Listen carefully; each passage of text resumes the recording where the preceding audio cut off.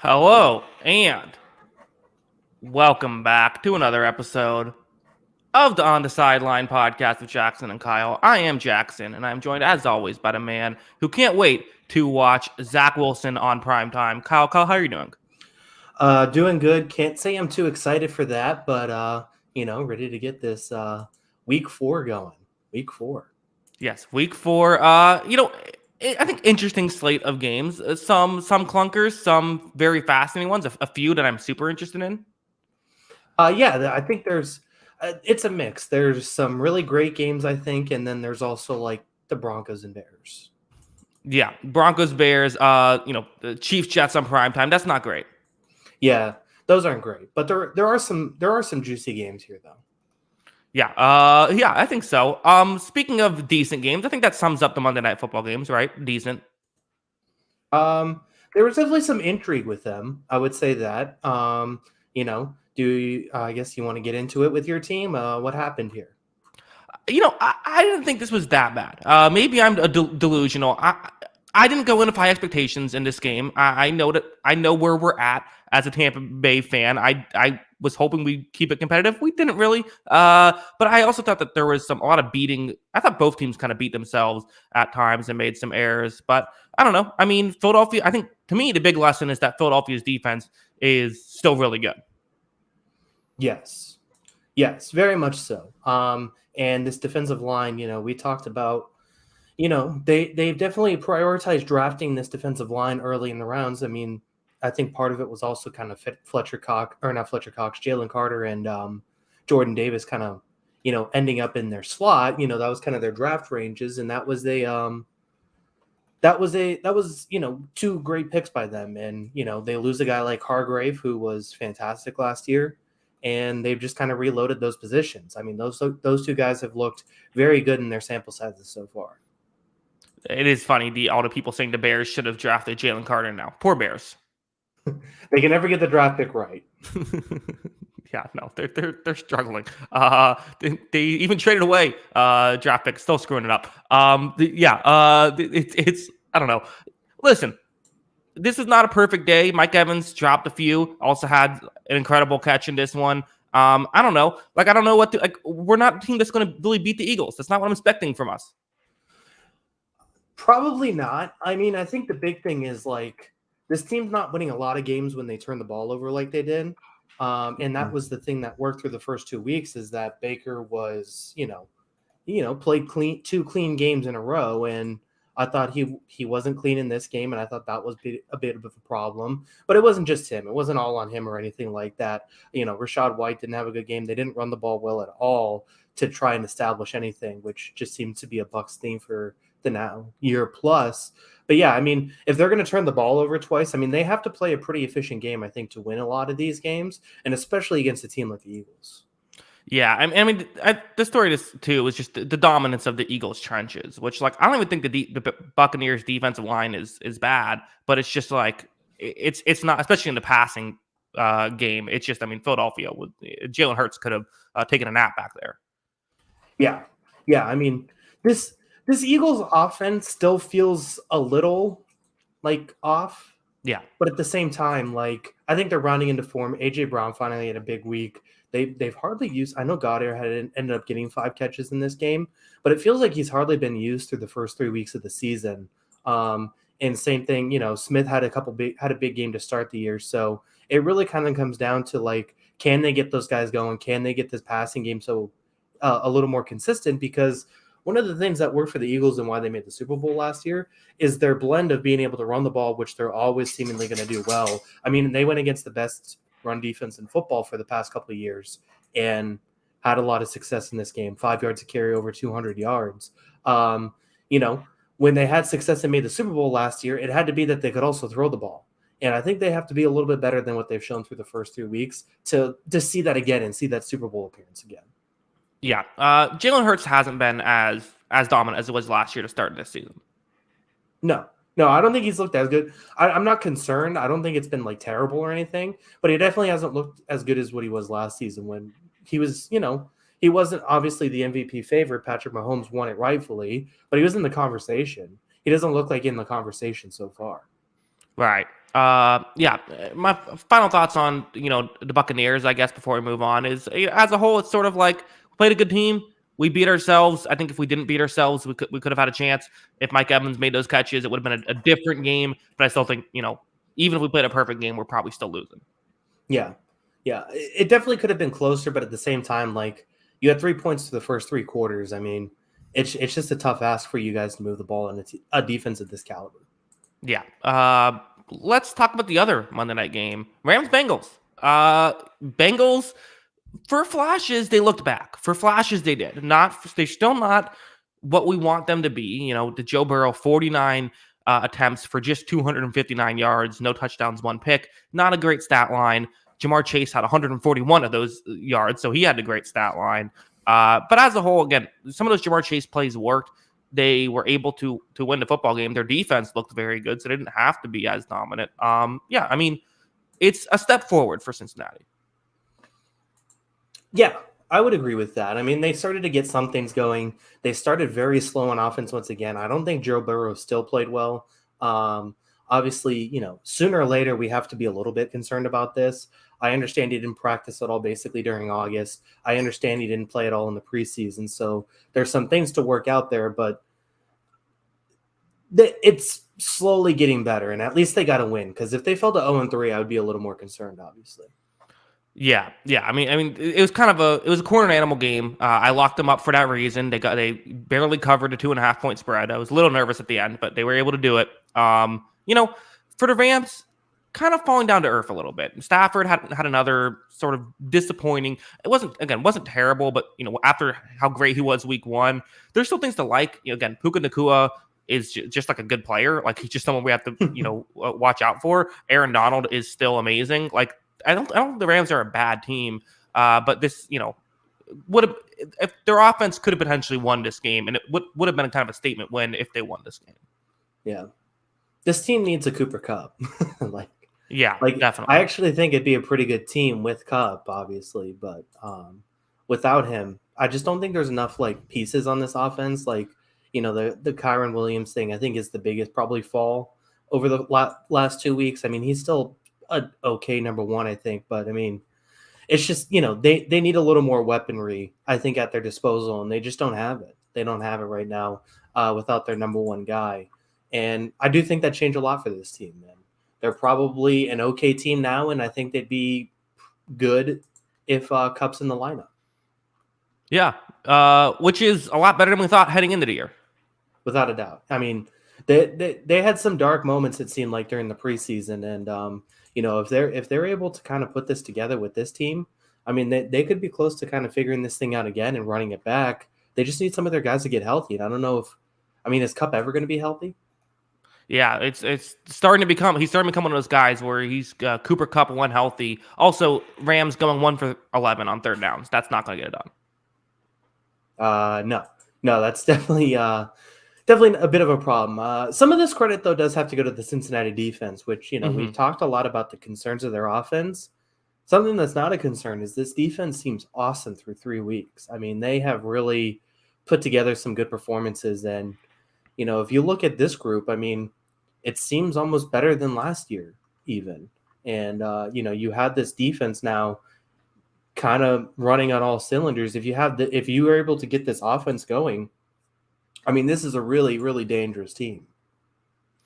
Yeah, absolutely. I think it probably helps. I'm not saying Cam Taylor-Britt has been outstanding, but I think he's been an upgrade over Eli Apple.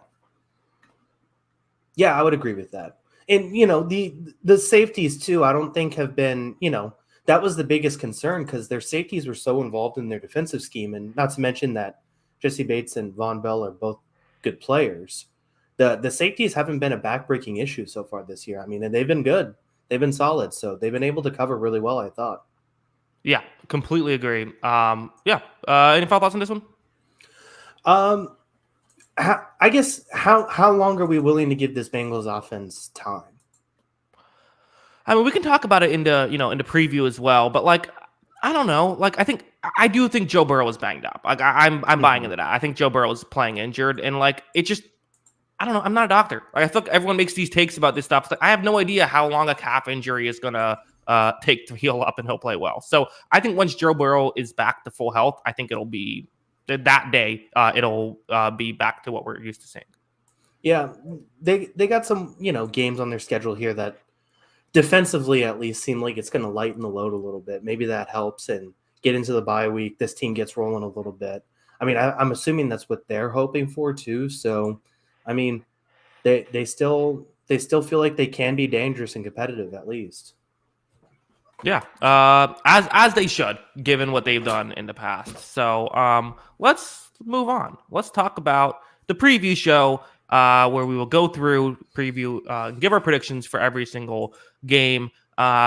Still maintaining a 3-point lead, Kyle. We tied last week. It was looking good for you, but I ended up getting both my predictions right on the Monday night. I had both Monday night games, including a lock. Got them both. We both hit our locks last week, so we both did a good week for us.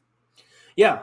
I feel like I'm getting a good hang of the picks at least so far this season after a tough week one. It feels like that's how it goes every season almost. Just take some losses in week one and then kind of figure it out. The betting doubling down on Dallas was a bit of a mistake. So I'll go ahead and say that was a bad call. Oh, I don't think I gave you your point for that. I actually think it's one higher. I'm sorry about that. Wow. Yeah, I didn't put you. If you didn't remind me, you would have gotten a point ahead. Huh. Well, never mind. Because we tied, but then there was that point bet, so that made it one more point. Yeah. Tough break for you, Kyle. It's all right. I'll come back. I got time. Okay, so 4-point lead. Hey, you could come back this week potentially. Who knows? Crazier weeks have happened. Kyle, why don't you give me a game? All right. I guess I will start this off. I'm gonna go marquee game right off the bat here. I'm gonna go Dolphins at Bills. Dolphins Bills. Okay. This is fourth on my list, so I'm fine with picking the underdog Miami Dolphins. Yeah. Why are the Dolphins underdogs? They've been blowing out everybody. The Bills are good. Bills have been blown out the past two teams they've played, but I'm very fascinated in seeing how this Bills defense goes against this Miami offense. I mean, the Bills defense does seem to be back, but I don't know. I'm worried about this Tre'Davious White thing. Tre'Davious White's looked much better this season. Kind of the whole knock on him, not the fastest corner. You have to be the fastest corner to keep up with Miami. I don't know if this Bills team, I like the Bills defense. I don't know if I would call it the fastest defense, though, which is kind of what you have to be to beat Miami. I think the Bills could score some points in this one, but I think Miami's going to score more. I would agree with that. I think it's going to be the interesting thing is this team, like you said, they aren't the fastest, but they have covered well. They are currently second in defensive EPA on passing plays. And their defense overall has played really well, but that's been their strength. But part of the thing that we're saying, they're slightly worse on the run against the run.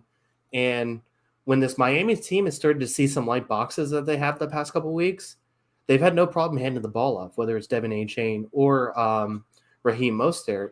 And both of those guys have been able to have success against those light boxes too. So, I mean, I expect Buffalo to probably take a pretty conservative approach defensively for the reasons you just outlined, that they're not the fastest defense. They don't have the fastest corners. They're going up against this Miami offense that is very fast. So I expect them to take a little more conservative approach. Is this another game where Miami could run for $150, 200 because of it? I could see it. I mean, I still think Miami, they want to throw the football. That's what they want to do. Their drop back EPA is more than double the next closest team. I mean, their offense is just going. It's so at such a high level right now. I just don't know why. And in fact, their overall EPA per play is more than double the average team's. EPA per play. So either way, they're good. Things are going well for Miami. I'm sure that Broncos game inflated a lot of those stats, but like I think that they want to throw the football. I think they want to get the ball in Tyreek Hill's hands. And Miami nearly beat Buffalo last year without Tua, right? In the playoff game. There is a way Buffalo can win. And the way Buffalo can win, it's kind of simplistic, but it comes down to Josh Allen. If you get good Josh Allen, I do think there still are some throwing lanes against this Dolphins defense. I think they need Jalen Ramsey back. I do. I think that would help out this defense. I'm not saying it's a disaster, but I think that's maybe a way that Buffalo can win is by, just outscoring the Dolphins. Yeah, this is definitely going to be a pretty high.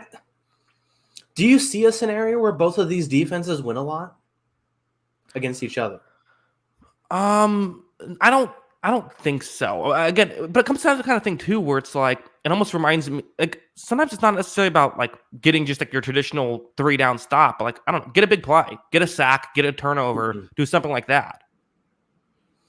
Yeah. I mean, it could all come down to that, but then of course, turnovers can create high point games too because shorter fields, all that kind of thing. So sure. I think the defenses I think can have some success in this game. I just don't know if it's going to be enough to slow down these teams. I see both these teams ending up in the 30s, honestly.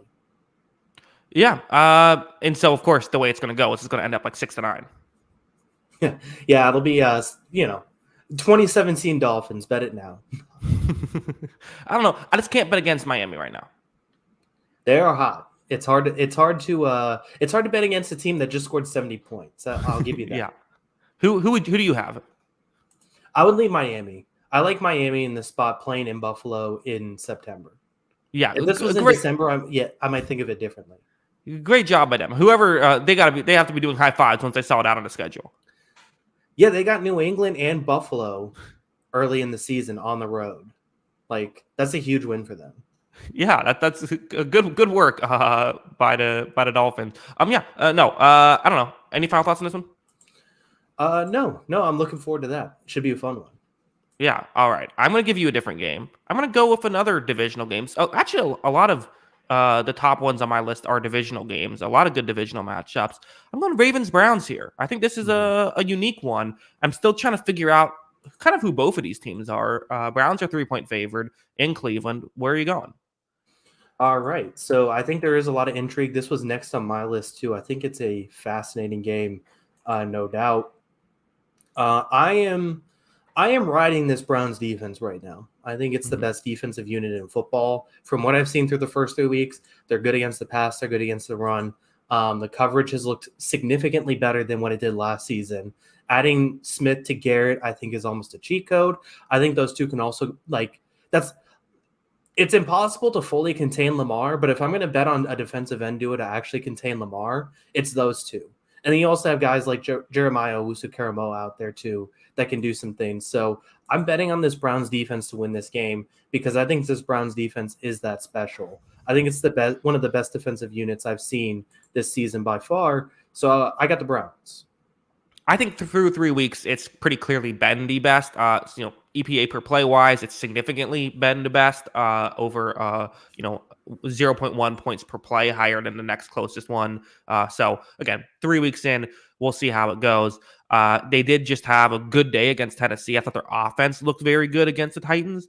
I am just wondering what kind of, I think it's a fair question. What Deshaun Watson are we getting? He's been, Dr. Jekyll and Mr. Hyde, or is it the other way around? He's been up and down this season, and if they can get good Deshaun Watson, I think I probably take the Cleveland here. But I think the flip side is I am interested in seeing how Baltimore plays Watson in this defense. Are they able to get some of these secondary receivers open against Baltimore? I'm not sure if they'll be able to, and I could see this being a low-scoring game. Yeah, I definitely could see it being low scoring. I definitely wouldn't bet either side of this either because I think it's going to be too close to call. I think it's going to come down to one score. And yeah, I mean, I could definitely see both defense kind of battening down the hatches. The Ravens are potentially going to get some guys back this week. We'll see, especially in that secondary. I think they could use some help, but at the same time, we finally got a good Deshaun Watson game. That was the first one we've seen in quite a while. If we can get that Deshaun Watson consistently, I will call the Cleveland Browns a Super Bowl contender if they get that consistent of a Deshaun Watson. The problem is that's the first time we've seen it in a while. So I'm still holding out, kind of on that call. But I'm definitely circling the idea of this Browns team being good enough to win a Super Bowl because they at least have one unit I know is going to show up. And I think they still kind of have the skill position to kind of win some battles and an offensive line that's going to win some battles. It really just comes down to Deshaun. Yeah, comes down to Deshaun, and I am interested in seeing can this Ravens offense that kind of likes to run the ball a lot, run these play actions off of it and stuff. Get that against this Browns sort of cover 2 zone defense. I am fascinated. I feel like every time Lamar's gone up against the Browns, he's done really well. I think there was a game last year. It was a week before Christmas where Tyler Huntley came in, and that went well for Cleveland. But other than that, I feel like the Baltimore tends to do pretty well offensively against Cleveland. Yeah. Is this the poop game? Is that what we're having here?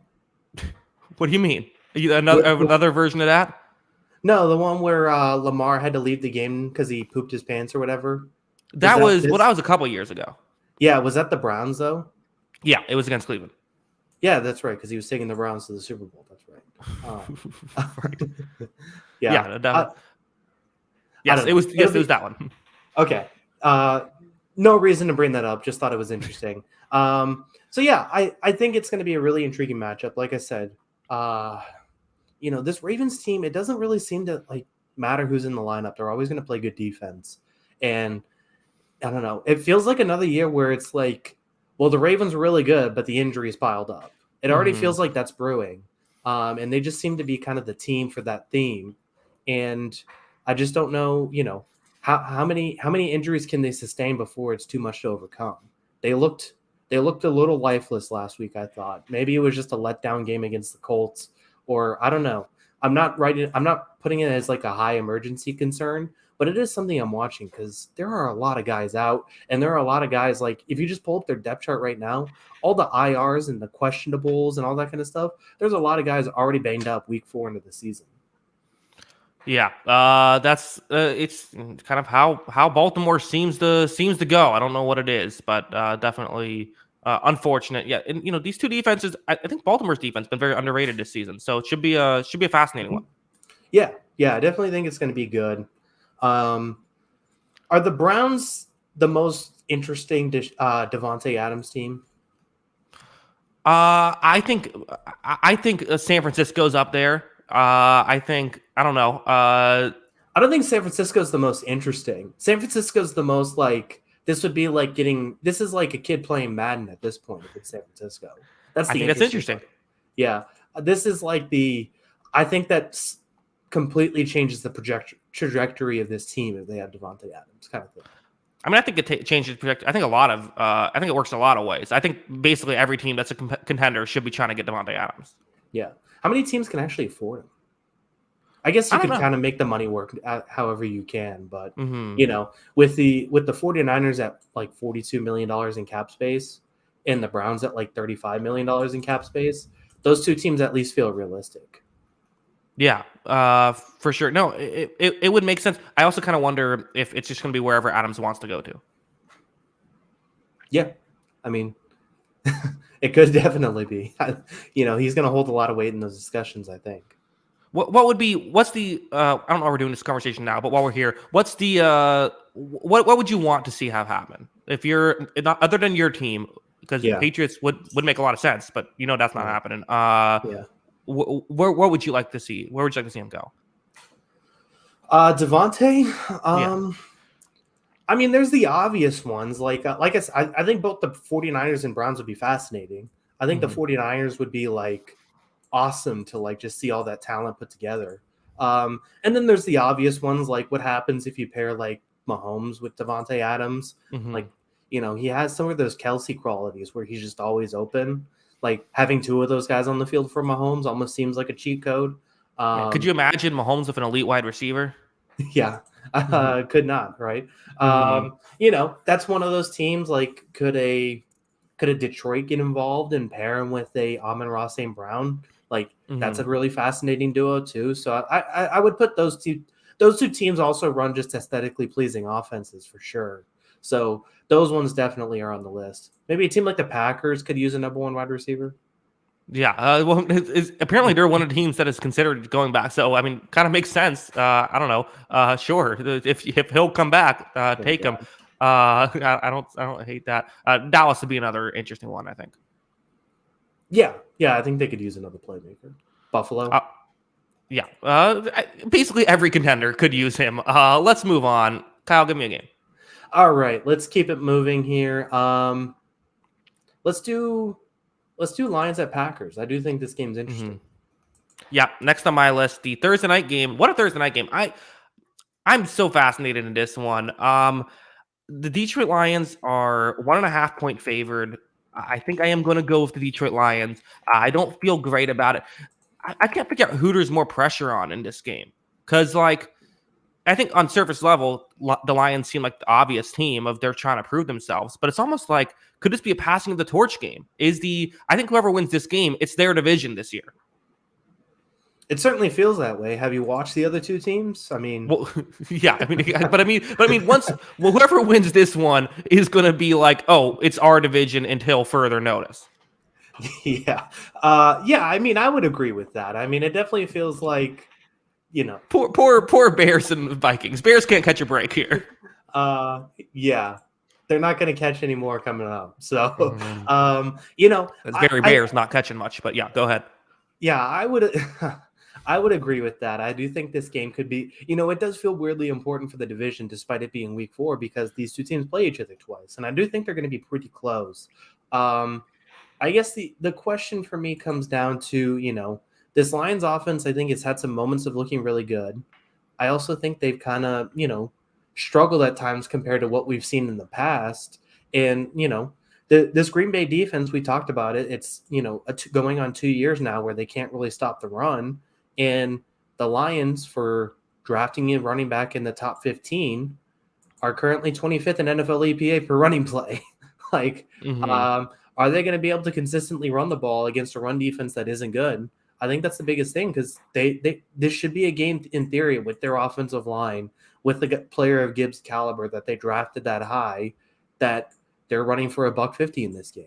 And are they able to take advantage of that?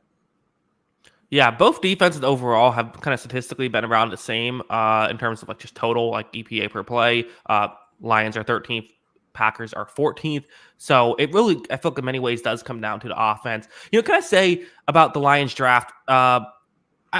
People keep saying like, oh, everyone made fun of the Lions draft. Well, look at them now. Like, no, we made fun of the Jahmyr Gibbs pick, and then you hit on other selections in rounds 2 and 3 and 4. That's irrelevant to the discussion of if the Gibbs pick was correct or not. Yeah. I mean, just subjectively, what's a better team? Christian Gonzalez in the first round and then, Devin A-Chain in round 3? Or is it Jahmyr Gibbs and what they have right now? Like, they needed a cornerback too, and they passed on one that looks elite so far. There's no explanation. There's no arguing the value of the pick. I just don't agree with it. I don't agree with the value of the pick of getting a running back in the first round unless he's special. I'm willing to entertain the idea, and I think Jahmyr Gibbs is great. I just don't think he's special. Yeah, I just love the they select Jahmyr Gibbs. Everyone, well, that's stupid. Then Lions fans like, I bet you feel dumb now for saying it was stupid because Brian Branch in round 2 looks like a defensive rookie of the year candidate. It's like, well, no, that's not. I like Brian Branch too. I was a fan of that pick. I had him as a top 10 talent coming, in my big board. Yeah, I mean, the thing is that their other picks worked. That's the good thing. At least so far they've worked. Laporta looks great too. So obviously it kind of minimizes the damage. And Jahmyr Gibbs might win. Might be an all-pro multiple times in his career. I still don't agree with the pick. Right. Yeah, it's bad process regardless. But yeah, like I said, could come in handy in this game for sure. And I think that I'm very fascinated in these. I feel like the Lions, I still feel like there's some holes in this roster, but it does feel like these young star players. And I brought up Brian Branch. I mean, the guy was all over he was the best player on the field against Atlanta. He really was. He was that good. And then, Aiden Hutchinson is starting to, I think, enter that is he elite territory. Mhm. I mean, you have these just star level players in key spots. And I think the secondary is just like they got enough good guys there that they're playing well enough to. I think I think they're going to get better as the season went on.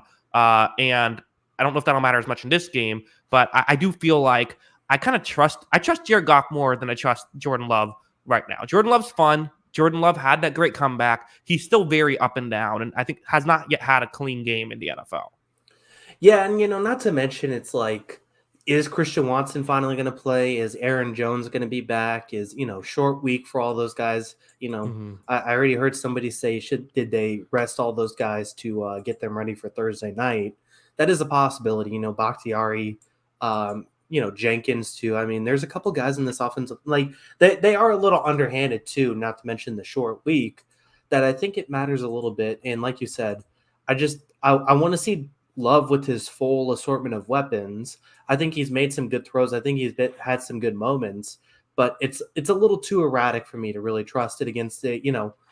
I know Goff's thrown a couple picks here and there this season, but I still say it's a pretty clean game that the Lions play for the most part. Here's the only thing that worries me. It's a big game in the middle of the season. Green Bay Packers on prime time. Like, I know that last year the Lions won one of those big games, but the Lions had nothing to play for here. This feels like every time one of these NFC North teams is like, here we go, chance to beat the Packers, make the division ours, it never works. There's definitely the psyche part of it, isn't there? Mm-hmm. Um, and that's just something they're going to have to overcome. I mean, if we want to see this team, realize its full potential, this is one of the first steps is beating this team, because this team's been in your way for years now. So it is going to be interesting. I do think the psyche thing is kind of real. But if they're able to go in Lambeau and win on a Thursday night, I'll be willing to say, like you said, this is the division favorite by far right now. Yeah, potential franchise altering win on the table for the Detroit Lions. We'll see if they get there. Let's think of another divisional game. I'm going to give you Bucks at Saints. Saints, very disrespectfully, a 3.5 point favorite, despite looking like they're not going to have their starting quarterback. Kyle, where are you going? Yeah, I bumped them down a little bit because I bumped this game down a little bit because of that, and I'm kind of sticking with it. I'm going with the Bucks. I don't trust Jameis Winston. Mm-hmm. I don't think he looked very good as a backup last week. I told you this on the show. His arm looks significantly weaker for some reason. I don't know if maybe he just came in cold. Obviously the backup quarterback isn't always, the most prepared. Maybe it looks better, but at the same time, like a backup quarterback against Todd Bowles, sign me up. I'll take the Bucks plus 3.5, no doubt. Yeah, I mean, I think Winston is always someone I don't want to have to bet on, just because, like, who knows what you're getting with him. I mean, he is the ultimate wild card quarterback. One of my biggest concerns is just what is the health of Jamel Dean and Carlton Davis, because both of them that's something we forgot to mention in the Monday night game. But part of why I was like, well, kind of like whatever's when you're missing your two starting corners that are like very good corners. I'm not expecting too much now. Zion McCollum's actually played pretty well this year after Mhm. having an abysmal rookie year, so credit to him. But I still, if D. Delaney is going to have to come in and play significant playing time, this is not a great situation. Especially, you've been talking, and it's true, about these really good Saints receivers. It's concerning to have to do that, and that's why I could potentially see some success for New Orleans moving to football. And I don't think Tampa Bay is going to move the football very well in this one. They could do it here and there, but I don't think they're going to have great success. And I kind of understand why the Saints are favored. I think my obviously my heart says Tampa Bay, but I think my head says New Orleans wins it. But I could see it going either way. Yeah, I mean, I hear all those arguments. I do think that the big thing to me is like, can Winfield and Neal keep like Olave? It seems like he has 2 or 3 like huge plays a game. Can they Mm-hmm. just like keep him from like blowing the top off of this defense consistently?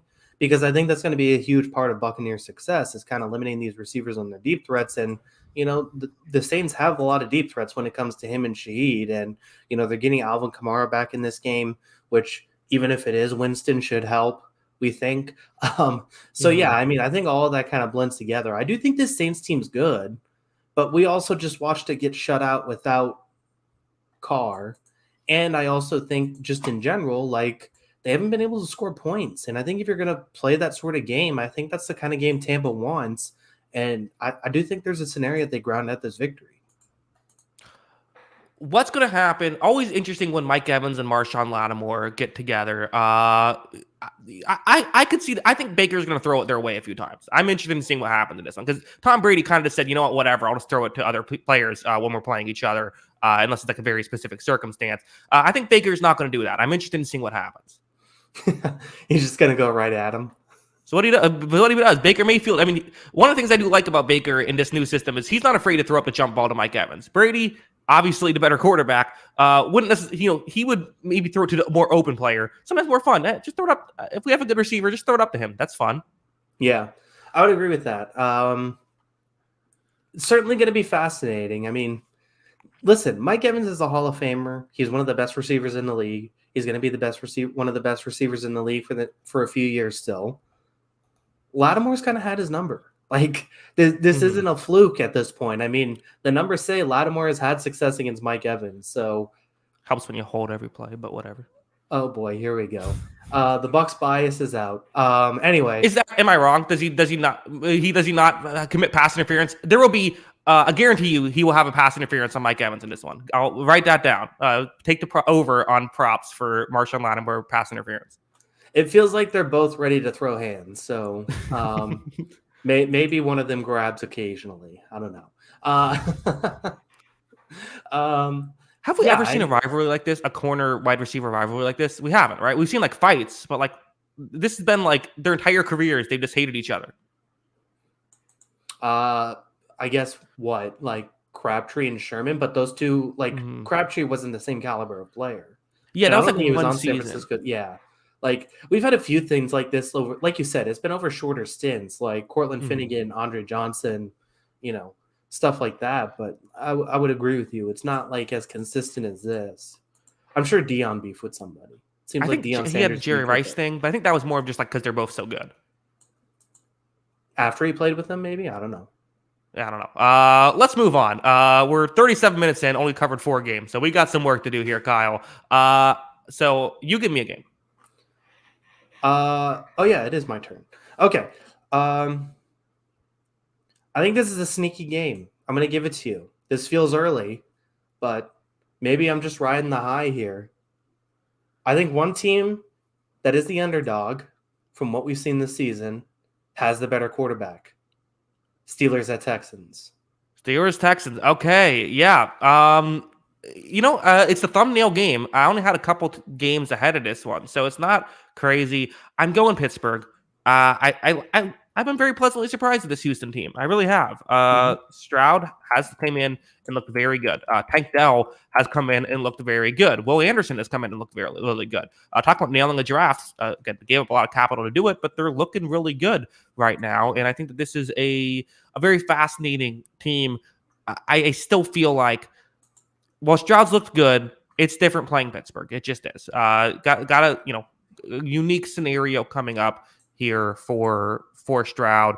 I think that the Steelers defense is very good, and I'm still not giving up on Kenny Pickett. I think Kenny Pickett has taken strides, maybe not large strides, but at least, I don't know, steps, baby steps, if you will, these, to move forward. I still think Pittsburgh wins, but yeah, I mean, it's when I first saw the line, I said like, man, 2.5, but the more I thought about it, yeah, that feels about right. Like, I'm not sure who I would bet on with the 2.5 point spread, but if it's even, give me Pittsburgh. Yeah, I think I agree with you, but I do think it's interesting because, like I said, I think one team has displayed a better offense to start this season, and it's Houston, and it has to do with the play of CJ Stroud so far this year. And not only that, like you said, Tank Dell's looked good. I think Nico Collins has also looked good. I mean, this might be like an okay receiving core, which is not something we projected to start the year for sure. Right. So I think that's an interesting group for sure, and I think Stroud has looked really poised and composed back there and made some really good high-level throws. He's timing the routes well. He's hitting with anticipation. I mean, there's just a lot of high-leverage stuff here. My biggest concern when it comes to the Texans in this game is, we talked about their offensive line injuries a lot so far this year. Titus Howard's still on IR. Laramie Tunsil was already ruled out for the game, so he's not quite ready to go. And they're playing TJ Watt, Yeah, who that's has tough. kind of looked like a one-man wrecking crew so far this season. If he's not the best defender to start this year, he's been second best behind Garrett. So he's looked phenomenal to start this Oh, year. what about Parsons? Not a good week to argue Micah Parsons. Did have a good first 2 weeks, but let's play a real offense before we put him back in the defensive player of the year conversation. That being said, TJ Watt has looked phenomenal. So he's And been Stroud struggled against pressure in college. Yeah. I mean, he's done a really good job of extending plays so far in the NFL, and I think that's been a big thing for his success. But it's a whole different animal to do that against the Jacksonville Jaguars than it is to do it against TJ Watt. So that's my biggest concern. Yep. Also, the stoppable force, meaning the movable object here of the Steelers' running attack, worst EPA wise in football. Texans' run defense, fourth worst. So we'll see which one's able to pull off the victory there.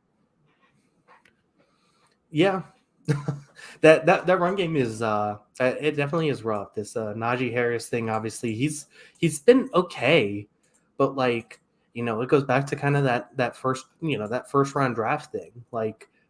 You don't draft a running back in the first round to run for 60 yards a game, and he's not even doing that. Yeah. In hindsight, maybe could have spent that draft pick better, but I also they were going all in Big Ben sort of last year, so I kind of understand it. Mm-hmm. It seems a little more justifiable. I would agree. I still don't like the pick. Sure. So pick it, like you said. I think he's looked a little bit better.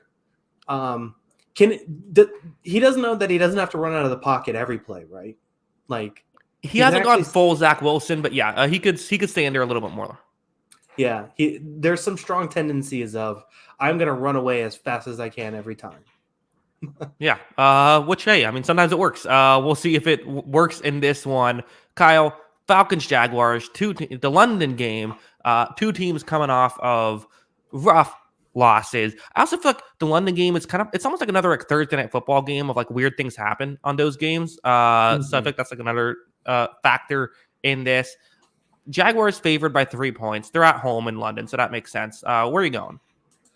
I am going to take the Jaguars. I think they've actually weirdly been pretty good against the run to start this season before a less than impressive, I don't think the defense played very well in the first 2 weeks, but, or the first, 2 of the first 3 weeks.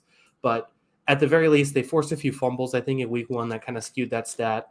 They limited Damian Pearson week 3 that I think also helped that stat. And Kansas City doesn't like running the football anyways. They've done pretty well, though. So I'll give them credit for that. Plus, I think they can kind of defend in numbers in the box. And this coverage unit's good enough to match up. And I just think if you're going to dare Desmond Ridder to throw, I'm taking the other team. So give me the Jaguars. Yeah, and actually, I was just looking up the numbers. Jaguars third best in defensive rush EPA. So there you go. I'm fascinated with Atlanta. Ridder didn't. I think we kind of saw if you're not running the ball consistently here with Atlanta, you're not winning this game. Atlanta has to run the ball. Desmond Ridder is not going to win you a football game by himself. He needs to be in a perfect situation. When he's in a perfect situation, it still might not win you this game, but it can win you this game. I think I agree. I think Jacksonville, this is one where you want to be a real contender, go out and win this game by more than just 3. Go out and win this by 7 or 10, I think. Not to say that I hate Atlanta.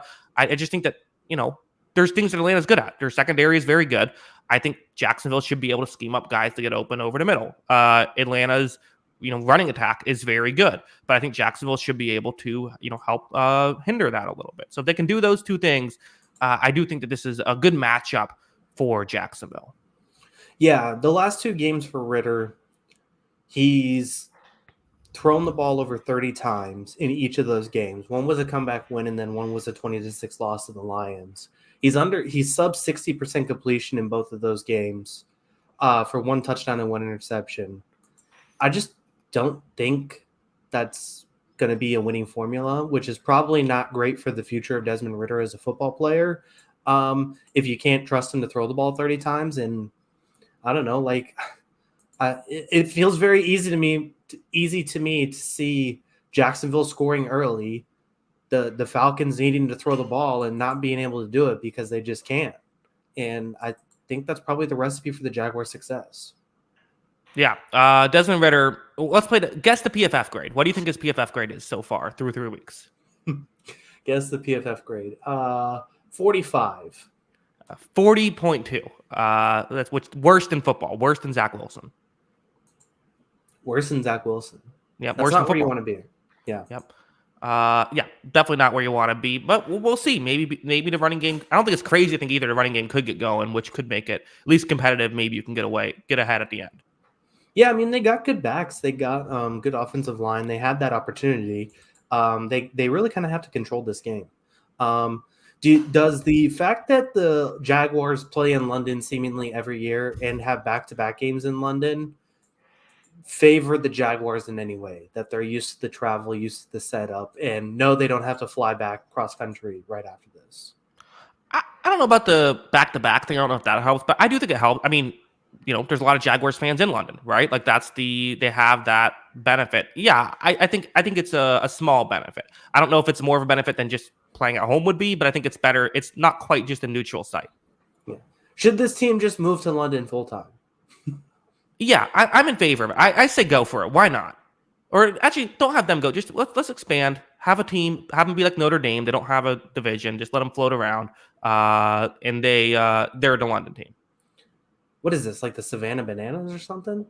Just I don't know. Travel around. We can make it work. You have them play all their home games in the first half of the year, and then give them like another facility somewhere in America, and then they live there for the second half of the year. It can work. That'd be such a huge advantage. I'm sorry, you think so? Yeah, if they had 8 straight home games where they didn't have to travel and everybody was traveling overseas to them, that would be a huge advantage. I guess that you'd have to let teams have a bye week beforehand, probably. But then the disadvantage is then you don't have a home and you're traveling for 8 straight weeks to finish the season. Yeah, sure, that would be tough. But I mean, if they have like a secondary home base set up somewhere, then I think that kind of minimizes it a little bit, doesn't it? I don't know. We can move on. Would it be an advantage or a disadvantage? Kyle, give me a game. All right, let's keep it rolling here. Let's do Rams at Colts. Okay, Rams Colts. I'm surprised this line is as close as it is. So surprised, in fact. I'm locking up the Rams. Rams -1.5. They're on the road, and I like what I've seen from the Colts so far. I think they've been relatively impressive. I don't know. I like what I've seen from the Rams a little bit more. I'm still trying to figure out this Colts team a little bit. I just feel like this is a Rams team that should be able to move the ball pretty effectively in this one. And I think the defense has been impressive. I think the defense has legitimately looked good. And whether it's Minshew or Richardson, I think Aaron Donald could cause some real issues here. I would agree with that. Obviously, Aaron Donald's one of the best defensive players in the world, so that would be a bit of a problem. I think there are some concerns. This Rams defense, I know one of the games is against San Francisco, so it's really hard to kind of judge that. But I don't think they've been as good against the run. I think they did pretty well against the Bengals this past week, but overall, I don't think it's been an ideal scenario for them. And, as you mentioned before last week, and then they had a big game from Zach Moss, the offensive line for the Colts has performed pretty well. And if they're able to run on this Rams defense, I think that kind of minimizes some of the Rams defensive effectiveness. Not to mention it comes down to can the Rams consistently throw the ball in this Colts defense? They might have some success, but at the same time, which side of that battle wins out? I would bet on the Rams offense. I think I don't know. I'm not overly impressed with this Colts defense so far. They did well last week. I'll give them that. But the numbers are good, but I just feel like I'm just not I'm not buying in yet. Yeah, that's fair. I'm willing to give that. I mean, I do think that there are some decent pieces on this defense, so it just kind of comes down to can they cover enough? I don't know. I guess this will be a bigger test for this Colts secondary, I think, because I don't think we've really seen them against a really good passing unit other than, I guess, Jacksonville hasn't even thrown the ball that well this year. So They minimized the Ravens a little bit, but I don't know how they haven't really been tested by an elite passing game. Yeah, listen, I'm coming off as negative on the Colts. There's things to really like about the Colts. I think the Colts have really pleasantly surprised me so far, what they've done this year. I guess, someone reads up. Juju Brents had a very good first game last week, for sure. There's players. Your guy, Kenny Moore, is a very good secondary player, but I just feel like this is the kind of team that the Rams, I think, can exploit some of these potential holes. And I feel I'm still concerned about some of the depth here on the Colts defense. And I do think that the Rams could exploit that. I would agree with that. I do think that's an interesting matchup. I just think it's going to come down to which two of those sides between the Colts running game and I think the Rams passing game is going to win out the most. And I think, with Richardson coming back, I don't know. I mean, there's some variable there because I still think he's a little erratic, despite some overall pretty good play and positive play for a rookie. But, how much does that factor into this game, I think, too? I think that hurts the Colts right now. I think, obviously, in the long term, Richardson's the move. You want him to play. But I think right now it would probably help the Colts to have help them win this game to have Minshew. Yeah, I mean, I don't know. Minshew was fine, I guess. I didn't think he was amazing. I mean, I think Richardson. I thought Richardson was very much a roller. I think Richardson is a roller coaster. I think he has the positives, he has the negative. Yeah, I guess it's the higher floor, much lower ceiling play, right? Right. With Minshew. So that's the argument. Yeah, Richardson would 100% have an issue with Aaron Donald at some point in this game. Like Aaron Donald would do something to him that would be a big play for the Rams. Yeah. I could definitely see it. But I could also see Anthony Richardson having 120 yards rushing in this game. Sure, 100%. Yeah, it would be more exciting. I hope Richardson plays. I just think the Rams, it's a 1.5 point spread. If this is a 5 point spread, I'm not locking it up. I just think this is, a bit disrespect for the Rams of how they played 3 weeks. And also, I don't know, both these teams being 2-2 feels about right. Colts being 3-1 is a bit of a shocker, would be a bit of a shocker. Definitely would be. So that always is a strong argument. I can't argue it there. It's one of those ones where it's so irrational, but I feel like it hits so frequently. Yeah. That's it's almost universally is right. It's very rare that when I'm like, oh, the record should be that way after this game. It almost always ends up going that way. Yeah. I can't argue it. I really can't. It's probably confirmation bias and not actually true, but in my head it makes sense. I'm giving you a game, the one we're all here to talk about, Broncos, Bears. 2 quarterbacks that have had a lot of hype and not this season. 2 defenses that have historically been great, but not this season. Kyle, Broncos, Bears, where are you going? Disgusting. I don't even want to pick it. This is so insulting. You want us not pick it and take half a point now? No, I got to pick it, I guess. These are the 2 worst pass defenses in football. Obviously, the Broncos one is a little bit skewed based on what happened last week. I think I got a little bit away for them. Those are both probably fair assumptions. They gave up 70 points. The Bears, second worst pass defense. Granted, I think some of their numbers are a little bit skewed too from last week. But I also think that 41-10 loss could have easily been 70 points if the Kansas City Chiefs wanted to play the whole game. So yeah, this is disgusting. I think this is I'm going with the Broncos because I do think that the Broncos have at least been able to move the ball functionally a little bit. And if we're picking 2 crappy defenses, I'll take the slightly less crappy offense. Can I give my, I guess, kind of hot take? The Broncos offense is good. I kind of thought Russell Wilson was good last week. I kind of thought he was making plays. He really was. The game got so out of hand right away. Obviously, no one's paying attention. But all of a sudden, everyone's saying Russell Wilson needs to be benched. Russell Wilson somehow the bright spot of this team all of a sudden. I'm not going that far. What's the bright spot of this team then? Marvin Mims? Yeah, maybe. I guess so. Sutton's put together a good start to the season. He's already got 17 catches. Because Russell Wilson's doing so good. Just doing his Sean Payton's just doing his receiver thing again with Marvin Mims and Cortland Sutton. They're gonna have career years. I'm looking to stop. Russell Wilson, currently the 11th highest rated quarterback according to PFF. There is the only player higher than that is punter Riley Dixon. So I guess Riley Dixon is the one guy who you would say is better. The funny thing is I did notice he was like sixth in fantasy scoring for quarterbacks to start the year, and I'm Okay. like, that's got to be a typo. No, there he is. The I don't really know how much to make of the game itself Yeah, it was a because weird one. how do you judge a quarterback performance when you're down 35 almost immediately? Like Right. it's very easy to see like, okay, the Dolphins probably took some plays off there. you know. hmm Um I mean, there was the way the game started for Russell Wilson. First drive, already down 7-0, makes a good throw to Cortland Sutton, isn't quite able to make the catch on the sideline. That was on third down. So then they punt. Next drive, they're now down 14-0. It's like you're already just in a completely different game. yeah. The thing is like I don't know, it's just kind of like they've played well in spurts on offense, right? Like their offensive numbers don't look that bad. But it's just been in spurts. They haven't been able to consistently do it. I thought he looked great in the first half of that Washington game. hmm But then they completely fell apart in the second half. I thought, like you said, he had really good moments in that game against the Dolphins, but it's only moments. It's not an entirety of a game.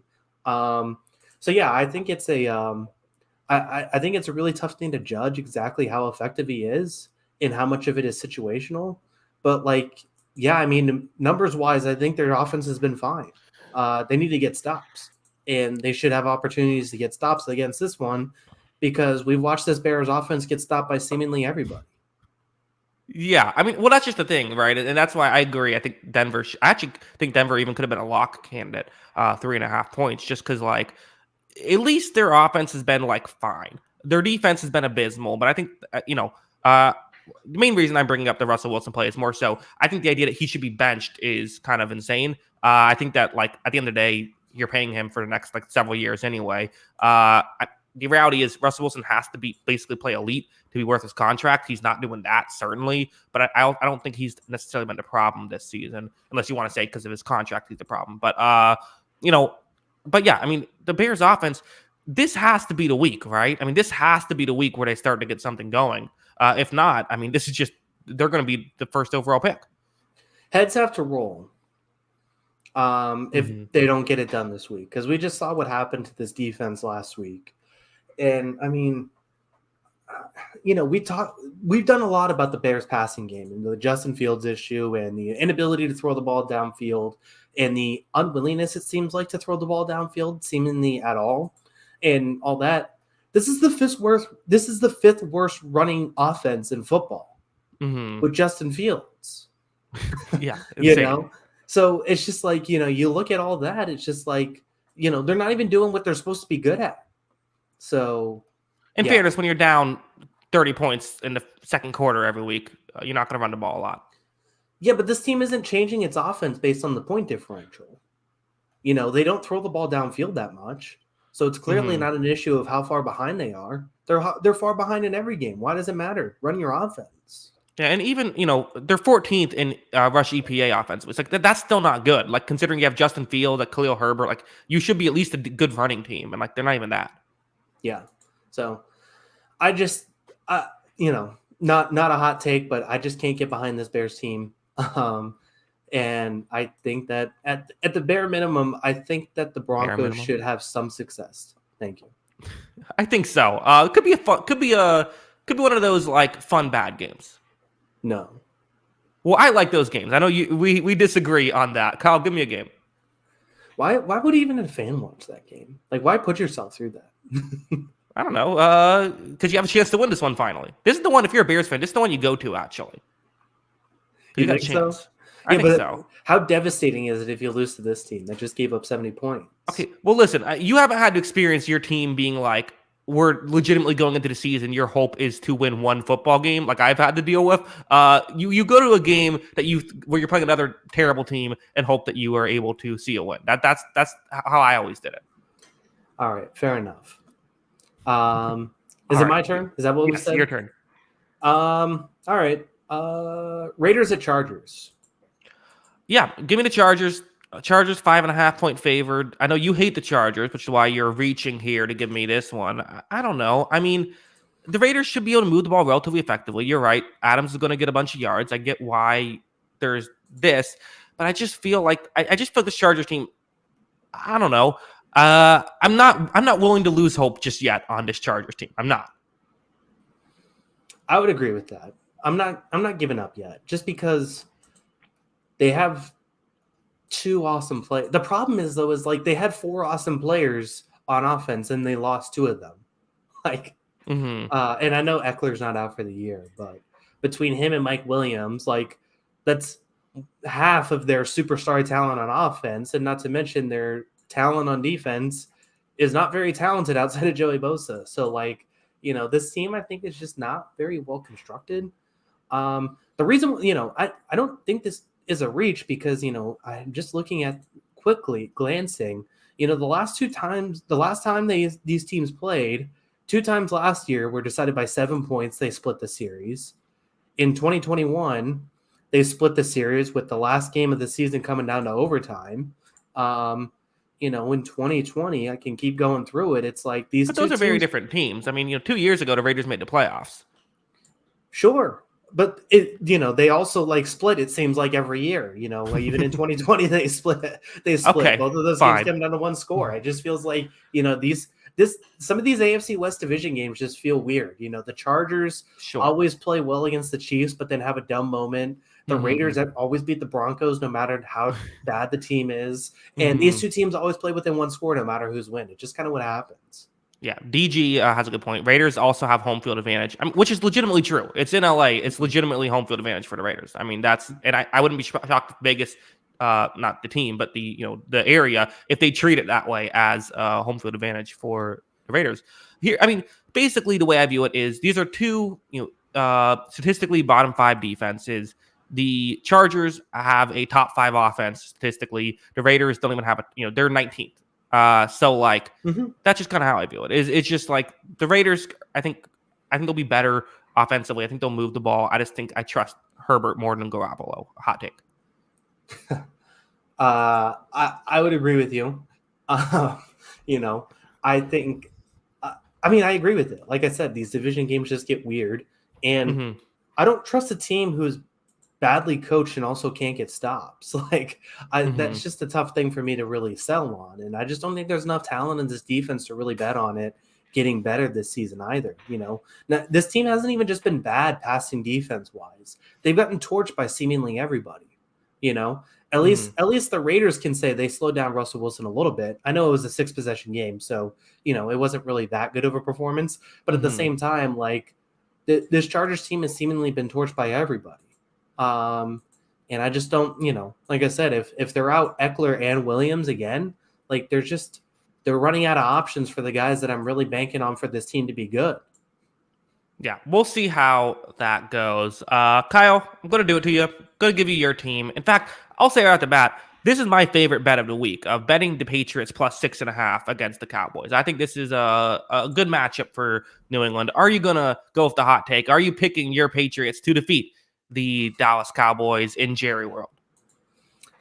I was thinking about it all week, but I can't do it. I think there's still too much of a talent gap. If it comes to a 1-score game, I don't know if the Patriots offense is going to be able to get it done. And I've just watched this offense struggle for so long now. It's over a year of just struggles with moving the ball consistently. They get the ball seemingly on the other side of the field every damn possession. And then a lot of times it just doesn't even turn into points. Not even that they settle for a lot of field goals. They have a lot of drives in the opposing field that don't result in points. And I just don't think you can go up against good teams, no matter how bad last week was for the Cowboys. I don't think you can go against good teams and get away with that. I do think the Patriots have some advantages here. I really like this secondary against the Dallas offense. This Dallas passing game, I think, has looked kind of inconsistent, I would say, to start the year. And I really like their opportunities for this New England secondary to match up with them, especially with some people coming back, I think, this week. Seems like we're going to get Jonathan Jones back, which I think would be huge. I think this could finally be the game that Ramondre Stevenson has some openings. And we just saw what this run defense did against the Cardinals. So I do think there is some matchup advantages here for the Patriots, but I just think there's a talent gap. Well, yeah, that's the thing. Is the matchup advantages, Dallas has kind of been susceptible to getting beat by the run. The Patriots love to run, but I haven't been great at it this year. That's kind of one of the things. But like, it's still early in the year, and they've had offensive line injuries, of course, which has hurt that. The other thing is like Patriots secondary really good. I just don't know if Dallas is going to get guys open. Now Dallas might be able to, I don't know, maybe they can run the ball effectively in this one too. But like to me, I mean, the Patriots run defense has been good. I just feel like this is a bad matchup. As I think I could easily see the Patriots making this an ugly game, keeping it low scoring, Ezekiel Elliott revenge game, and then if Prescott turns, maybe it's a weird take. I kind of trust Mac Jones to protect the football a little bit more than I trust Prescott to protect the football in a game like this. I could see it happening. I mean, it's not a crazy take based on their numbers the last couple of years. So I would agree with that. I mean, there are some interesting, like, I really do like the plus 6.5 too, because like, I mean, this Patriots team limited Miami, and nobody's been able to slow down Miami, right? So they've been able to have success against offenses. I just don't know how much they're going to be able to move the ball. And while I think there might be some opportunities to run, like you said, the offensive line hasn't really played that well. Trent Brown came back last week, had a very good week. I think he was PFF's #1 graded offensive tackle last week. Put together a productive day, but still the offensive line hasn't been that great. And like, yeah, so you could say, well, they're run at Parsons and kind of steal that Arizona game plan. But there also could be like 3 or 4 Parson plays in this game where he just crushes this offensive line, hits Jones in the backfield, forces a fumble, and, completely flips the game that way. So, I know Micah Parsons had a rough last week, but I'm not going to go ahead and say that the answer is just taking advantage of his weaknesses. He still has too many strengths that I think is going to be a lot to overcome.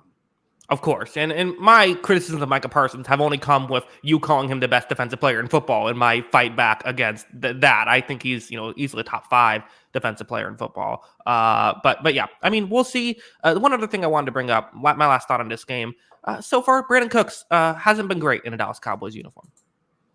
No. CeeDee Lamb is CeeDee Lamb. He's been great. No one else on this Cowboys passing game scares me, right? Yeah. Like, I think Ferguson's done a pretty good Dalton Schultz impression. Although I think Schultz is still a little more dynamic. And, a guy like Michael Gallup is never going to strike fear in me. He's just not. So I think he's an okay, like, second or third option, but he's an okay second or third option at best. And I think the most interesting thing for me with the Patriots is, the running gag for all the time has been Bill Belichick loves to take away your #1 option. What does he take away here? Is he taking away CeeDee Lamb or is he taking away Tony Pollard? Because we've seen the Patriots week to week, depending on the matchup. They did a very good job against the Philadelphia run offense, which is surprising because that's been the best run offense in football this season outside of that week. And they also limited the Jets' ability to run the ball in week 3. But then they also saw the Miami game where they put more emphasis on the coverage unit. They slowed down Tyreek Hill a little bit. I know he's still at the touchdown, but then Raheem Mostert went off. So, what are they trying to limit from this Dallas offense? I think is going to be interesting. Kyle, game on the line. 4th down and 7. Cowboys just outside field goal range. Or we'll say they're at the goal line. 4th and goal at the 5. Down 4 points. 1 second left. They're going with a route to CeeDee Lamb, Christian Gonzalez in coverage. Who's winning? If it's one-on-one, I guess, I got to put faith in the kid, man. He's looked great. So yeah, I can't hate Gonzalez. I don't think they'd go one-on-one with 4th and goal at the 5 with the game on the line. But, he's looked great. I got to give him all of this, give him his flowers. He's, there's going to become a very interesting defensive rookie of the year debate, I think, this season between him, Will Anderson, Jalen Carter, Brian Branch. Those 4 guys have looked really good. I'm kind of giving him the edge right now because of sample size. He has the highest snap count of all those guys, and he's had the toughest matchups this season. He's kind of checked the boxes on all of it. Give a super sticker by Romeo. We appreciate that. Yeah, I completely agree, except the issue is it's going to be Anderson or Carter because those guys went earlier in the draft. That's almost always how it works. If it's close, it's whoever went earlier in the draft. It could be. But I should say that's usually how it works because the same people that vote on it are also people that give draft takes, and so they want to seem like there's like so it's like it's this, the Chase Young over Antoine Winfield thing. Yeah. Jalen Carter's been phenomenal. Will Anderson has been phenomenal. Mm-hmm. Brian Christian Branch has been Gonzalez, phenomenal. yeah, Brian Branch has been phenomenal. Christian Gonzalez has been the best defensive rookie this year. I will not hear anything else. Jalen Carter is like leading the league in pressures among interior defensive linemen. Yeah, he's great. Christian Gonzalez has been a top 3 corner in football this year. Jalen Carter's been a top 1 defensive tackle. Not top 1. I mean, he's been good. What stat is Christian Gonzalez leading the league in? I haven't looked at that, but that's not it. We're not only going off the numbers here. Okay, fine. We're going off of which one plays for our favorite teams as well. I get it. Let's move on, Kyle. Give me a game. Let's go Bengals at Titans.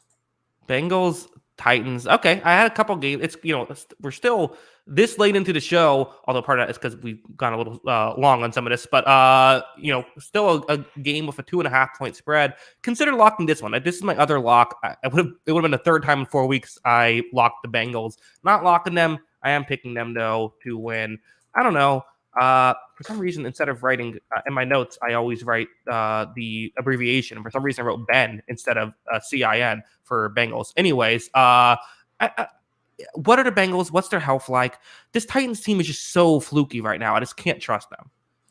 Yeah, I'm kind of with you with that. Like, I think the Bengals defense should minimize it. But if we're going on the fact that Joe Burrow isn't healthy, games in Nashville just kind of get weird, right? Like, especially if you're not rolling offensively. Like, yeah. If the game gets ugly, Cincinnati's like, all right, let's play ball. Like they're kind of ready for this moment. Like, this feels like a game that this has the makings of one of those games where like Cincinnati has 6 yards per play and Tennessee has 4.2 yards per play. And there's like 150 total yard discrepancy in total yards. And the Titans win by 3. Yeah. No, true or false? This game comes down to a game-winning field goal attempt. I don't know about game-winning field goal attempt, but I think it comes down to 3 points. I think it's going to come down to a field. This just comes down to a final field goal. I think the Bengals kick the final field goal to win 23-20. That's what's going to happen. Yeah. Don't have to watch the game. Yeah. Well, we'll check back in on this. Everybody mark this down at 1 hour and 12 minutes. So we'll see how it looks. Yeah. Did T. Higgins forget how to play football? He doesn't look good. Yeah, what's going on? I mean, like, the Joe Burrow thing, he have an injury, whatever. But like Jamar Chase, maybe it was a little bit fluky, but he's come back. He's Jamar Chase. The T. Higgins thing is just odd. Like, I don't know what's going. Like, there's been opportunities and he just hasn't hit them. Is it a contract thing? You think? I don't know. It could be a lot of different. I mean, usually it goes the other way. Usually you play well on a contract year. Derek Carr did not. So. Well, no, Derek Carr, he got the contract cut. before, yeah. Yeah, he got cut, so that's fair. I don't know. It could be. Derek Carr's a perfect example. He got paid and then sucked. He did it the right way. That's fair. I don't know. I'm anticipating sooner or later the Bengals are going to have a huge passing day where Joe Burrow has 375 passing yards and like 4 touchdowns and everything looks fine. It's going to happen eventually. Yeah, I mean, you would think so. We're all kind of waiting for that. I guess the other aspect is like, Tennessee's defense, I think we all think is good, but like what the hell happened last week? Maybe it was just your offense was doing nothing that like when you give the Bengals enough cracks at it, they're eventually going to get through. But I don't know. Could this be a good running game perhaps for the Bengals? They kind of like, I think maybe this is almost in some ways Zach Taylor's dream of like he can go back to running the ball and like run play actions and stuff, which kind of is just might be the right play right now. Yeah. I mean, it could be, honestly. Like, this Titans defense, EPA-wise, they've been defensively the 12th worst defense in football, and the pass defense isn't any better. Like, obviously, Simmons is still Simmons. This is one of the best run defenses in the league still. Mm-hmm. But, can you throw in this Titans defense? Was that an anomaly, or could this be the wake-up game for the Browns that we don't – or the Bengals that we don't anticipate? Yeah. And my final thought, Ryan Tannehill, who are you? He's someone they're going to get benched mid-season. I'm still on that take. Okay. I'm riding that into the ground. Will Levis season is coming up. Or Malik Willis. I don't know who it's going to be. Could be both. Is there... Yeah. We'll see. Let's move on. Kyle, Seahawks-Giants. It's a 1-point spread, but it still goes this far because I think we both kind of are probably higher on the Seahawks than the favored New York Giants in this game. You read that correctly. The Giants are -1. Kyle, are you picking the Giants or Seahawks to win? Not only am I picking the Giants, I'm locking the Oh. Giants. Both bad defenses. Or not in, wow, what am I doing here? Not only am I picking the Seahawks, I'm locking the Seahawks. That's what I meant. Did you not say that? I wrote Seahawks down. I assumed that's what you were doing. I said Giants by accident. Gotcha. Locking the Seahawks. Listen, both of these defenses have not played well this season. And I trust Seattle's offense more. I think that's all I need to say. Like, I don't know. Like, they've started to run the ball pretty well the last couple of weeks. This Kenneth Walker, Zach Charbonnet duo looks potent. You have Geno Smith back there. He's been able to hit DK Metcalf a little more the last couple of weeks, and they should have a lot of success against this Giants defense. So I don't trust either defense, but I trust the Seattle offense more. So give me the Hawks. Yeah, I mean, I can see a scenario where, how the Giants love to run the ball and run this play action. And I can see a scenario where it could work against the Seahawks, who kind of they still do love that cover 3 zone. Can they make it happen? Can Darren Waller have a big day in this one? Yeah, he can. And kind of the biggest weakness for the Giants is their pass blocking. Well, the Seahawks don't pass rush very well. So this is the kind of game that I think the Giants do match up well offensively. But again, it's kind of just because like their weaknesses are also Seahawks weaknesses more so than like their strengths are Seahawks weaknesses. I do still think though that kind of like I said, I think that the Seahawks should be able to move the ball pretty effectively. I do trust Geno and the Seahawks offense who have real receivers over like at best, it's still a push Giants offense versus Seahawks defense. Yeah, I do think it is a push. So, also, Joe in the chat. I was just about to drop a super chat, but never mind. Yeah. Joe, come on, man. No, super chat if you want to. Don't super chat if you want to. Don't feel any pressure. We appreciate all super chats, but I don't want anyone. We don't beg for the super chats here. That's fair. Fair enough. Listen, yeah, I mean, there is a scenario that the Giants are able to squeak this one out, no doubt. But I mean, I just, who is healthy for the Giants? Obviously I don't know if Saquon's going to play in this game. I know they're saying he's making progress, but I don't imagine he's going to be ready to go. So, I just think it's going to be really tough for this Giants offense to move the ball. So I don't know, like the receiver, we talked about, they've invested in this receiving core all of a sudden because they got Waller. They're getting another year of Wan'Dale Robinson. They drafted Jalen Hyatt. This receiving cores kind of look the same, right? Oh, Joe in the super chat. Yeah, Kyle, you bet there is. Thank you, Joe. Yeah, I mean, the receiving core is the exact same. Yeah. So I don't know, man. This just doesn't feel like the Giants year. And I think the Seahawks have kind of got things fixed after a weird week 1. And maybe the Rams are better than we thought. And the Seahawks were kind of asleep a little bit, but they've looked significantly better the last 2 weeks. Yeah, I agree. I see a way the Giants can win this one. I don't think they should be favored in it. I don't think so either. I don't understand the line. Yeah, I get Giants at home, but I don't know, man. Yeah, definitely a surprise there. Let's move on. Kyle, give me a game. Balls at Eagles. All right.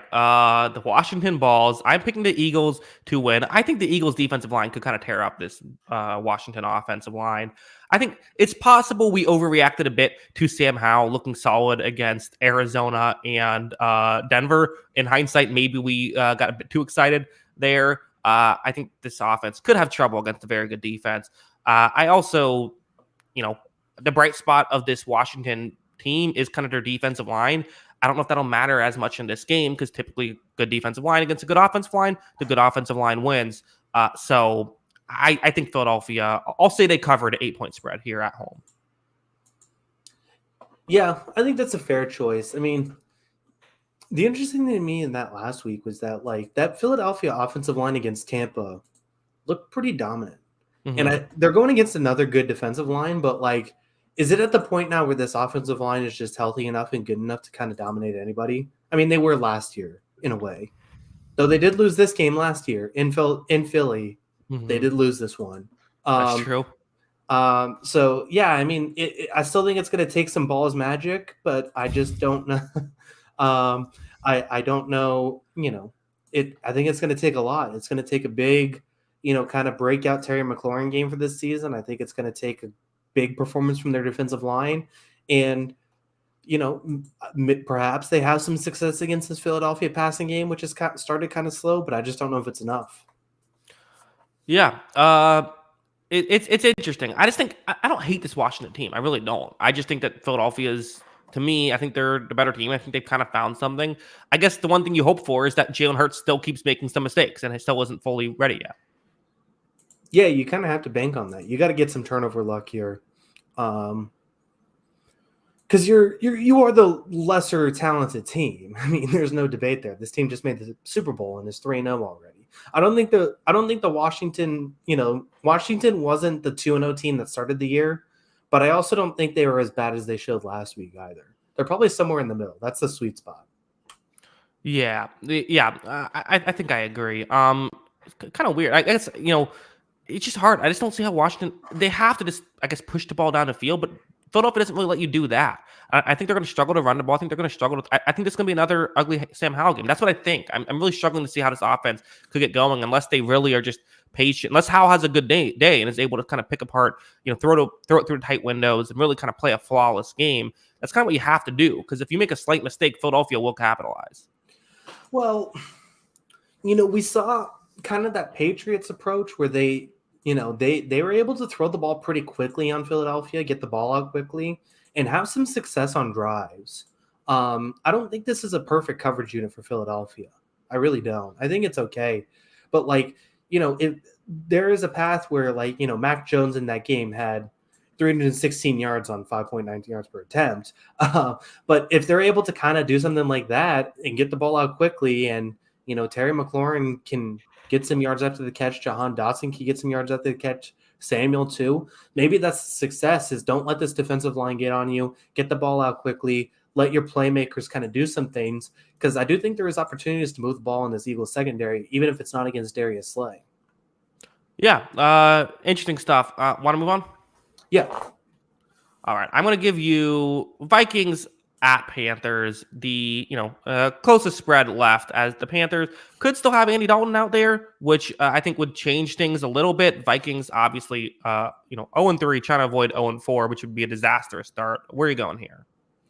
I am going to take the Vikings. It feels like a must-win game. I mean, if they lose this one, put Kirk Cousins on the block at that point, right? Just kind of start over. It would make sense. A Jets Vikings trade almost seems like it would make perfect sense for Kirk Cousins. Yeah, I wonder if the Jets feel like they're too far gone at this point. What's the point of paying for an expiring Cousins? But could a team I guess I got to look at it. Who is a team that's interesting? Cleveland? I don't know. But Watson. If Watson struggled last week, I think they would be more interesting. But I don't know. Yeah. I mean, it's hard. What about the Saints? If Carr's injury is tough, if it's a significant one, I was going to even say what if it's Atlanta? Yeah, that would make sense. Yeah, I would agree with that. That would make that. I think that's the one. Yeah, if Atlanta's going to be in this division mix for the whole year. If they just say, you know what, screw it, let's go win the division.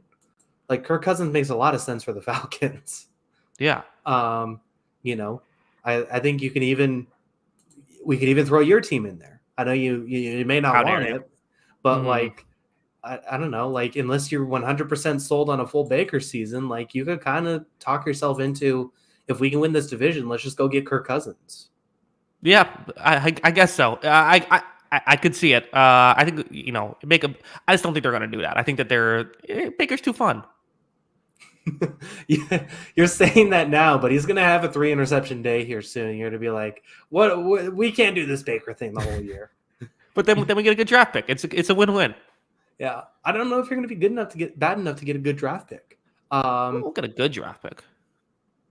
Maybe not a great draft pick. Yeah, I don't know. So I mean, those are definitely the candidates.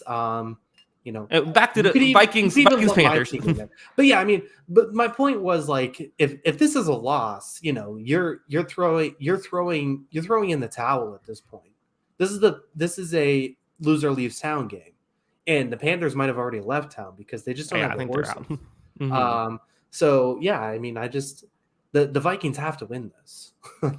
Yeah, and we talked so much about the Texans trading away a future first rounder when they could be worst overall. Panthers are 0-3 right now. It's not out of the question that they could do that. This should be a game where they can move the ball offensively, I think, against Minnesota, assuming Andy Dalton is there. So that's interesting. Even if Bryce Young's there, I think they'll be able to do some stuff. But even so, it's like, can they capitalize on that? I just don't know. Yeah, and also like we thought this defense would be pretty good, and I don't really think it's been that good either. Like, it hasn't looked Yeah. that good to start the year, at least. And like, there are guys that like we like Jeremy Chin, and like Chin doesn't play.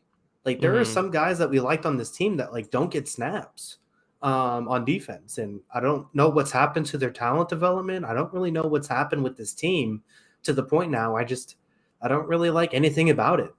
Even like, the offensive line, which had some interesting thing. I guess, Aquanu and Moughton, when they're healthy, are still pretty good, but like, I don't know. It just feels like this Panthers team is in a bit of a rut. I don't know how to shake it. Yeah, we'll see what happens with them. Two teams left, Kyle. Cardinals, Niners, and Chiefs, Jets. Two barn burners. Where are you going? I'm going to give you the red hot Arizona Cardinals against the juggernaut San Francisco 49ers. Wow, I'm a little surprised you didn't go the other one. The 14-point spread, which I'll say is disrespectful to the Arizona Cardinals. Coming off a win, they played every game close. I'm not saying that they should be favored or anything like that against San Francisco. 14 points is a lot. I am picking the I'm picking the San Francisco 49ers to win this one. That'd be quite the hot take. Niners are playing just incredible football right now. Cardinals, I think, they've ran the ball effectively so far. They do have that going for them. That's kind of all I really feel like I've been overly impressed with, which, hey, you got something at least. You have something you can build around. But, Kyle, you brought up last week, I was thinking about this a lot, about the Brock Purdy thing. And you kind of said, why do we keep prefacing this with because he plays for a good system? He's just good. I kind of feel like, no, we should preface it. Like, that is a definitive part of he's good in the system. Like, but I also would say that, like, Richard Sherman was kind of a quote unquote system corner, but he was a Hall of Famer because he was so good at that system. Like, it's not necessarily a negative, but like, if these quarterbacks switch teams, this line isn't changing by, that much. Yeah. I mean, I guess not so much the system. I feel like it's the Purdy is good because the talent around him is good, which is also true, but like, he could also just be a pretty good quarterback. Like, I, I don't know. I saw a quarterback ranking where I think they ranked him 27th, and I just like, you tell me this is a bottom 5 quarterback in the league? That's insane. Yeah. I mean, I just, I think there are a few things, I don't think he's perfect. I don't think he's like a leader or anything like that, but it's not crazy to say that Brock Purdy is performing at like a top 15 quarterback level, and it has nothing to do with the talent around him. He's just making good throws. Yeah. We have or it says, but if we win, Jackson, please, it's a Cardinals fan, but if we win, Jackson, please make videos on how we won and not how the Niners lost. I guess that's a reference to, last week I made a couple videos about the Cowboys losing, but not about the Cardinals. Listen, I do what's going to get me clicks, all right? I do where the numbers are, I do the stories I'm interested in, but I'll promise you this. If you win against the Niners, I'll make you a video on how they won. I'll for sure give you that. Are you doing a Dennis Gardeck video yet? That'd be a good one. Yeah, I should throw in an Arizona video. I'll get on that. At some point I'll get an Arizona video in there. All right, we talked him into it. Here we go. Mm-hmm. Look, I mean, here's the thing. Like, Arizona, to their credit, and as I said on Sunday, Jonathan Gannon has done a really good job of getting this team prepared to play, it seems like. They have seemed prepared, engaged, and ready to go, it seems like, every week. And yeah, I mean, obviously you could say, well, of course the veterans don't care about tanking, but at the same time, there's still a talent gap. And even a game like the Cowboys game last week where they ran all over them, there's still an element of flukiness to this team winning games because they are less talented than the teams they play. But yeah, I mean, so yeah, they're going to be underdogs and probably significant underdogs in a lot of games they have this year. But to their credit, they're kind of galvanized by the situation, and they are preparing really well, and they look really well structured, it seems like, to start the year. But that being said, I mean, let's just play this game. If you power ranked all 22 starters for each team, how far down do you go on the list before you get to an Arizona player? I'm trying to think. Well, who's number one for Arizona? Buda Baker? Well, he's hurt, so. Oh, okay. Well, I guess not him then. James Conner? Is James Conner the best player on this team, you think? I was thinking, like, I don't know. Kaiser White? Is it one of the offensive linemen, maybe? I think maybe it is White. Yeah, Kaiser White over. Okay. Yeah, but I mean, so, yeah, if you go Kaiser White, he's not better than Fred Warner. Let's just do the Niners offense. I think you could argue they have like half of their starters are better than Kaiser White. And Kaiser White's a good player. Yeah, that's fair. I just think, yeah, I mean, I'm just looking at this, and I think I can name 17 starters for San Francisco almost before I get to Kaiser White. Yeah. Some people are saying Marquise Brown as well. Yeah, he's in the conversation. Also, to respond to a couple comments, it's all about the clicks. Sad. I'm not saying I only make videos based on the clicks. I'm saying that's the, at the end of the day, this pays my bills. I do have to think clicks into account. When one type of video gets legitimately like 10 times as many clicks as making a different kind of video, that's the one I'm going to make. Although if I'm interested in the topic, I always will make a video on the topic I'm interested in. Also, step up your background game. No, I'm going to make it worse for next round. Listen, I got Kobe back there. I just moved into this place like 2 weeks ago. Yeah, we both just moved. Place like within a week. Mm-hmm. It's going to take a little bit of time before I get everything going. I have soccer scarves along the side here. I actually have a new desk that's on the ground right now that I was in the middle of putting together, and I had to stop to do this podcast. So, we're working through what we got right now. It's going to take a little bit of time to get the walls all spruced up for you guys. Yeah, I just made my bed frame. Believe it or not, I did not put I decided to go bed frame higher on my importance list than setting up a background. Bull take. Final game. My brother still doesn't have a bed frame. He's like a crackhead. Just mattress on the ground. Unbelievable. I did that for a bit. Sometimes you got to do it. How old's your brother now? How old is he? 93? Oh, yeah, he turned 30, so. Okay. No judgment. I think most people, some people might say that it's starting to get to the age where you get a bed frame. He had one for a bit, but then he just bought a new bed. So I'm giving him some pass. But it's got to happen here soon. Let's get it rolling. Yeah. Jackson, crack or sleeping on a bed? I mean, if I liked crack, I'd probably go with crack. It'd be an easy choice. I'm not into crack, so I would choose bed. But like, yeah, fair enough. Depends on how into crack I am. Chiefs Jets final game. What a weird show we've had here today, Kyle. The Zach Wilson versus Mahomes Bowl. Two players who felt like they had similar upside during the draft profile. One has worked a little bit better than the other. You saved this one. You decided that you trust the Cardinals more than you trust the Jets, which I suppose is fair. But Jets still have a good defense. I'm assuming you're thinking it just won't matter in this one. Yeah, I watched Zach Wilson play 60 minutes of football last week. Yeah. And I know Tim Boyle's stats like the back of my hand. So give me what the about Chiefs. Simeon? Is that who they got now? Yeah. Yeah, I'm not worried. Anyway, so I've watched Zach Wilson play a lot last week, and I'll take the Chiefs. I was almost debating -9.5. I'm with you. This Jets defense is solid. Obviously, they were one of the best in the league last year. I still think Kansas City can throw on them. I think Travis Kelce is going to have a lot of his moments. They're not going to. The thing is like the thing that the Jets are good at, the Chiefs don't really go at. They're not going to challenge Whitehead down the field. They're not going to go at Sauce Gardner one-on-one on the outside. So if they're not doing that stuff, like, what exactly is the Jets' advantage? Here's the advantage. You're in New York. You're not in New York, but you're in you're close to New York. Is where the game is going to be played in New Jersey. A lot of celebrities there. Here's what you do. You get all of Taylor Swift's ex-boyfriends. You give them free tickets to the game. I think this is psychological warfare. You got to give them like sideline passes. Make sure they're right there the entire time. Yeah, I think so. You got to there's ways to work here. That would be interesting. That's a good call. Jawan Taylor, currently the third lowest rated tackle according to PFF. Dude, that guy stinks. Like, why did he get $60 million?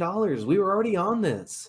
Like, one of the biggest Twitter controversies I got in was from a Chiefs account getting mad at me for being so negative towards Jawan Taylor.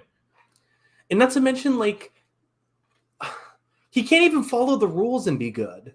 Like, when he's breaking the rules, he's still actively a pretty mediocre to bad offensive tackle. Mm-hmm. And then when they actually enforce the rules on him, he's just bad. Like, and in fairness, they've been calling him for everything at this point. They're just calling him left and right. Yeah, like I said, because that game was on national TV and it was Thursday night, it was the only game people were watching. The market has been corrected to the extreme. But only for him. Lane Johnson's still doing his thing. Yeah, but that's what happens when you're on a nationally televised team. I hate to say it to you, so yeah, I mean it's caught up to him, and I think it is it's still bad, but I don't think it matters. So yeah, I mean Kansas City is going to win this game. So should the Jets just like not throw the ball in this game? They probably should just punt it before they even get the ball. I was actually thinking because Chiefs are seventh worst in rush EPA defensively, so maybe there's some opening there. If the Chiefs punted the ball every time they got the ball until the fourth quarter, who are you taking? Probably the Chiefs. Yeah, the secondary is good too. Like, yeah, I don't know how they're gonna throw on this Chiefs secondary. Like I guess the one thing too is like, sorry, I interrupted. Go ahead. No, I was going to say, was it Joe Judge that ran like the multiple QB sneaks on a possession a few years ago? Yeah. Like, should the Jets just do that and then punt? I legitimately think this should be they should like hardly ever throw the football. Like they should go full Mac Jones in the cold or in was it snow? They should do that. Yeah, but like, have you also watched Dalvin Cook this year?